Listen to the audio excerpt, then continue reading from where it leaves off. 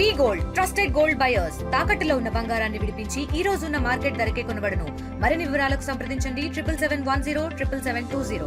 తప్పని చెప్పి క్లబ్ కమిటీకి అలాగే మెంబర్స్ కూడా చెప్పి ముందు దాన్ని ఏదైతే కోర్ కమిటీ ఉందో దాన్ని రద్దు చేయమని చెప్పడం.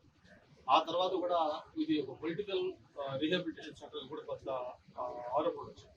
ఇవన్నీ రావడం బట్టి మనం కార్యవర్గానికి అందరూ చెప్పి ఇది ఒక మంచి ఉద్దేశంతో స్టార్ట్ చేసాం.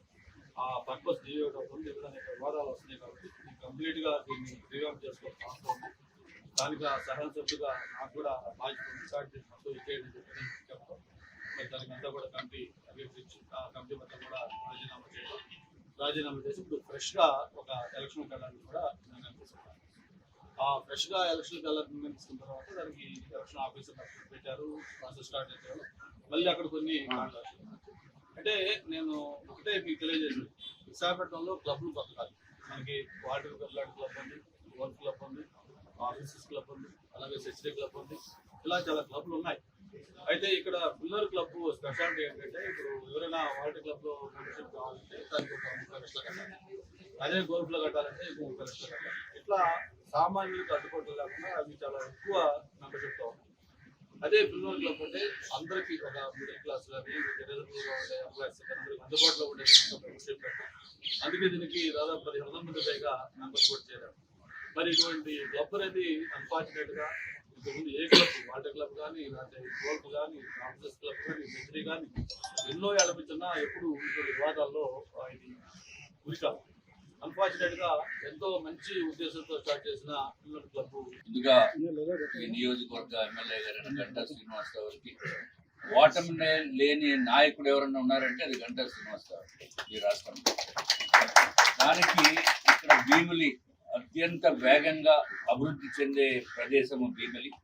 దాంట్లోనే ఈ ఫిలిం నగర్ క్లబ్ ఇక్కడ ఉండటము, నేను గౌరవనీయులైన గంటా శ్రీనివాసరావు గారిని నేను ఒక ప్రక్షాళన చెయ్యాలి, మంచి అత్యంత అద్భుతంగా ఈ ఫిలిం నగర్ క్లబ్ ని మనం కట్టి ప్రజలకి అట్లాగే ఎవరైతే మెంబర్స్ ఉన్నారో వారికి తగిన న్యాయం చేయవలసిన బాధ్యత మనం ప్రజాప్రతినిధుల పైన ఉంది. అందుకు మీరు దీన్ని రోల్ గా తీసుకుని మీరు ముందుండి నడిపించండి అంటే వారు ఇందాక చెప్పినట్టుగా ఈ స్థాయిలో ఉండి మనం దీనికి ఇక వేరే వాళ్ళు చేస్తే బాగుంటుంది అంటే నేను టేకప్ చేసి నేను రెస్పాన్సిబిలిటీ తీసుకుంటాను సార్ అని చెప్పడం జరిగింది.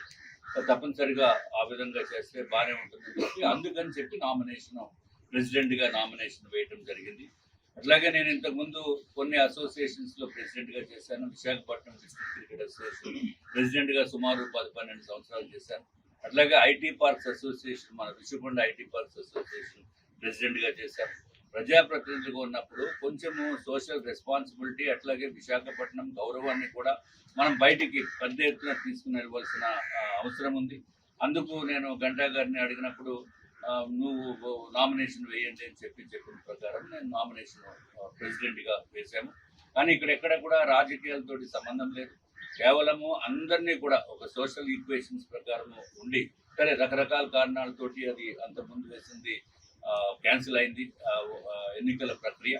ఇప్పుడు మళ్ళీ కొత్తగా వారు ఎప్పుడైతే క్లబ్ మేనేజ్మెంట్ వారు డేట్ ఇస్తారో మళ్ళీ దాని ప్రకారము మళ్ళీ ఒక ప్రాసెస్ పెట్టుకుని చెయ్యాలనేది ఉద్దేశం. కానీ ఒక్కటి ఏంటంటే విశాఖపట్నంలో ఉన్నవారు, ఇతర రాష్ట్రాల్లో ఉన్నవారు, ఆల్రెడీ ఇక్కడ ఫిలిం నగర్ క్లబ్లో ఉన్నవారు మెంబర్స్ అత్యంత గౌరవంగా అరే మనకు ఒక అద్భుతం వచ్చింది అనే ఉద్దేశంతో ఉండేటట్టు ప్లాన్స్ ముందుగా ఉండబోతున్నాయని చెప్పి చేసుకుంటారు. అందరూ దీనికి ప్రతి ఒక్కరూ సహకరించవలసిన అవసరం ఉంది. అట్లాగే గౌరవనీయులు చంద్రబాబు నాయుడు గారు, లోకేష్ గారు వారి దృష్టికి గంటా శ్రీనివాసరావు చెప్పడం జరిగింది. అసెంబ్లీలో కూడా మనం ప్రస్తావించడము, వాటిని కూడా రిక్వెస్ట్ చేయడం తప్పనిసరిగా చేద్దామని చెప్పడం. ఇప్పుడు ఆయన నియోజకవర్గం కాబట్టి ఆయన కూడా ఫుల్గా పుష్ చేసి ఇద్దరం కలిసి తప్పనిసరిగా ఇది ఫిలిం నగర్ క్లబ్ని ఒక అత్యంత వైభవంగా ఒక చాలా ప్రెస్టీజియస్ అంటే నెంబర్ 1 కావచ్చు, నెంబర్ 2 కావచ్చు, అంటే విశాఖపట్నంలో ఉన్న క్లబ్స్ లో ఆ స్థాయికి తీసుకుని వెళ్ళాలి. మరిన్ని వీడియోస్ కోసం ఛానల్ ని సబ్స్క్రైబ్ చేయండి. లేటెస్ట్ అప్డేట్స్ కోసం వాట్సాప్ ఛానల్ ని ఫాలో అవ్వండి. ఆ లింక్ డిస్క్రిప్షన్ లో ఉంది.